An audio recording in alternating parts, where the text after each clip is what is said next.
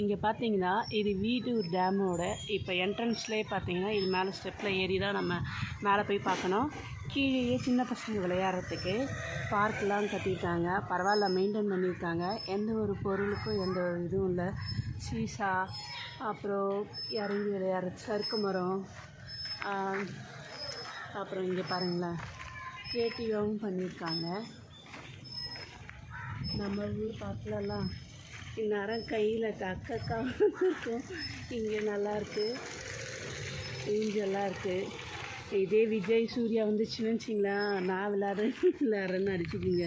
நம்ம விழுப்புரம் பார்க்கில் பார்த்தீங்கன்னா இதேமாரி உட்காந்து விளையாடுறதுக்கே பசங்க விடாது, க்ரௌடு இருந்துகிட்டே இருக்கும். இங்கே ஃப்ரீயாக இருக்குது.